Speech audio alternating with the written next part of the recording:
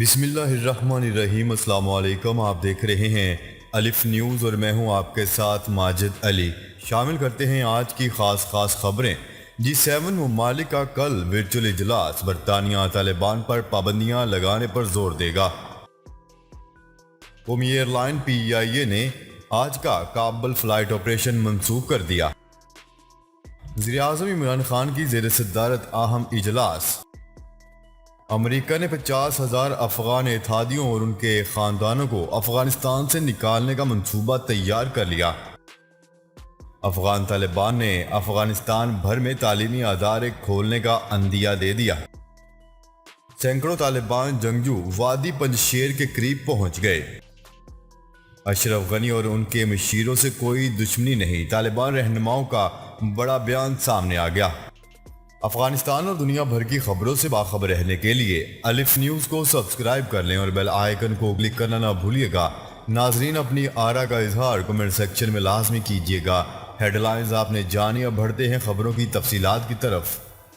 افغانستان کی صورتحال پر G7 ممالک کا ورچوئل اجلاس کل ہوگا۔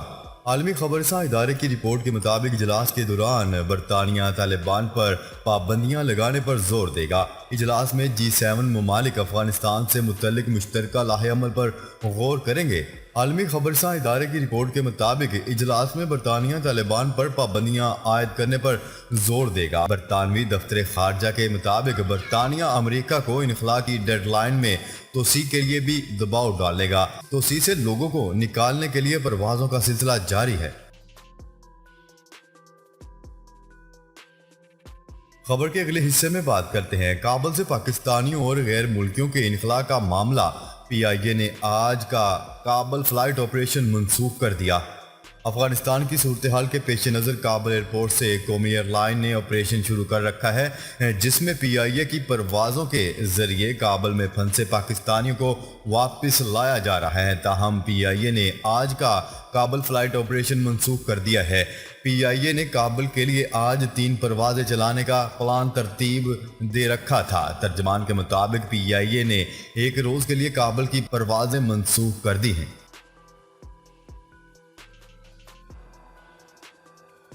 خبر کے اگلے حصے میں بات کرتے ہیں۔ وزیر اعظم عمران خان کی زیر صدارت اہم اجلاس جاری۔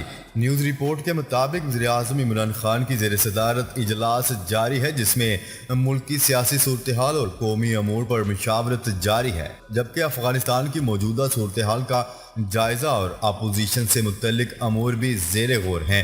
ذرائع کے مطابق اجلاس میں حکومت کی 3 سالہ کارکردگی پر عوام کو اعتماد میں لینے سے متعلق حکمت عملی پر غور کیا جا رہا ہے اور حکومتی 3 سالہ کارکردگی کی رپورٹ جاری کرنے میں مشاورت جاری ہے۔ خبر کے اگلے حصے میں بات کرتے ہیں۔ طالبان کے کابل پر کنٹرول کے بعد امریکہ نے اب تک تقریباً 30,300 افراد کو فوجی اور دیگر پروازوں کے ذریعے افغانستان سے نکال لیا ہے۔ افغانستان سے انخلاء کے عمل کو تیز کرنے کے لیے امریکی حکومت نے 6 ایئر لائنز کو 18 مسافر طیارے فراہم کرنے کا حکم دیا ہے۔ امریکی میڈیا کے مطابق امریکی انتظامیہ نے 50,000 افغان اتحادیوں اور ان کے خاندانوں کو افغانستان سے نکالنے کا منصوبہ بنا لیا۔ زیر انتہا امریکی صدر جو بائیڈن نے کہا ہے کہ ان کو امید ہے کہ افغانستان سے رواں مہینے کے آخر تک دلخراش انخلاء مکمل ہو جائے گا۔ امریکی صدر نے کابل ایئرپورٹ پر ممکنہ دہشت گرد حملوں سے متعلق بھی خبردار کیا ہے۔ وائٹ ہاؤس میں بات کرتے ہوئے امریکی صدر جو بائیڈن کا کہنا تھا کہ 15,000 امریکیوں کو افغانستان سے نکالنے کی ضرورت ہے۔ اس کے علاوہ امریکی انتظامیہ 50,000 افغان اتحادیوں اور ان کے خاندانوں کو ملک سے نکالے گی۔ امریکی صدر جو بائیڈن کا مزید کہنا تھا کہ 31 اگست تک افغانستان سے انخلاء مکمل ہو جائے گا۔ انہوں نے کہا ہے کہ امید ہے کہ ہمیں اس میں توسیع نہیں کرنے پڑے گی۔ طالبان کے کابل پر کنٹرول کے بعد امریکہ نے اب تک تقریباً 30,300 افراد کو فوجی اور دیگر پروازوں کے ذریعے افغانستان سے نکال لیا ہے۔ امریکی صدر جو بائیڈن کا کہنا تھا کہ کابل سے ہزاروں افراد کا انخلاء مشکل اور تکلیف دہ ہوگا۔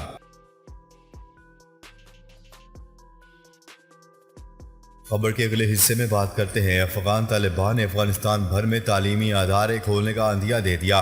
غیر ملکی خبرساں ایجنسی کی رپورٹ کے مطابق افغان طالبان نے کہا ہے کہ تعلیمی سرگرمیوں پر قدغن نہیں لگائی جائیں گی، جبکہ اس حوالے سے 20 صوبائی گورنر سے بھی ملاقات کریں گے۔ طالبان رہنماؤں کا کہنا ہے کہ ملک کے کچھ حصوں میں اس وقت بھی تعلیمی ادارے کھلے ہیں، تاہم جلدی ہی پورے ملک میں بھی تعلیمی ادارے کھول دیے جائیں گے۔ انہوں نے کہا ہے کہ ہم ملک میں کسی قسم کی تعلیمی سرگرمیوں پر پابندی لگانے کے خواہش مند نہیں ہیں اور تعلیمی اداروں کی حفاظت ہماری ذمہ داری ہے۔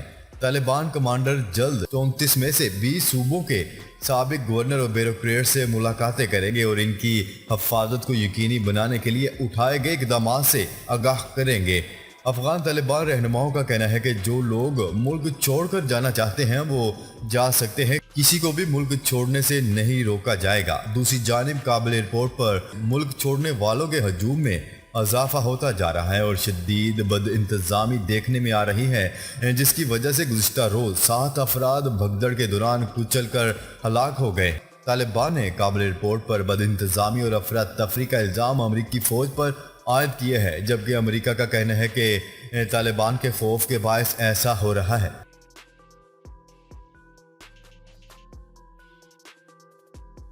خبر کے اگلے حصے میں بات کرتے ہیں۔ سینکڑوں طالبان جنگجو وادی پنجشیر کے قریب پہنچ گئے۔ جنگجو دارالحکومت کابل کے شمال میں واقع وادی پنجشیر کے قریب پہنچ چکے ہیں، جس کے بعد ملک میں ایک بار پھر جنگ کا خدشہ پیدا ہو گیا ہے۔ غیر ملکی خبرساں ایجنسی روئٹرز کے مطابق ہزاروں طالبان جنگجوؤں نے وادی پنجشیر کا محاصرہ کر لیا۔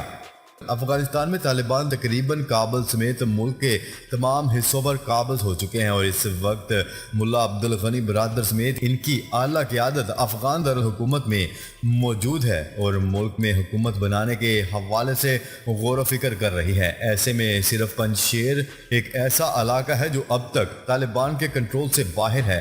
پنجشیر افغانستان کے 34 صوبوں میں سے ایک ہے جو کابل سے تقریباً 3 گھنٹے کی مسافت پر واقع ہے۔ یہ صوبہ طالبان کے پچھلے دور 1996 سے لے کر 2001 تک طالبان کے کنٹرول سے باہر رہا۔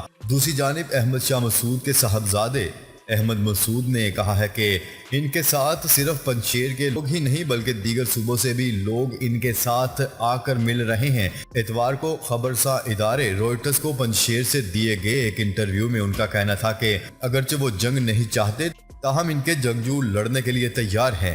برطانوی نشریاتی ادارے بی بی سی کے مطابق دارالحکومت کابل کے شمال میں پنجشیر وادی طالبان کے خلاف مزاحمت کا آخری بڑا گڑھ ہے اور تجزیہ کاروں کا کہنا ہے کہ اگر طالبان حملہ آور ہوئے تو وہاں جمع ہونے والے جنگجو مقابلہ کریں گے۔ احمد مسعود کے علاوہ وہ نائب صدر امراللہ صالح نے بھی اس علاقے میں پناہ لے رکھی ہے اور طالبان کے خلاف بغاوت کی اپیل کی ہے۔ انہوں نے امید ظاہر کی ہے کہ طالبان کو اس بات کا احساس ہوگا کہ مذاکرات ہی واحد راستہ ہے، تاہم ان کا کہنا تھا کہ اگر طالبان نے ان کے علاقے پر حملہ کرنے کی کوشش کی تو ان کے حامی لڑنے کے لیے تیار ہیں۔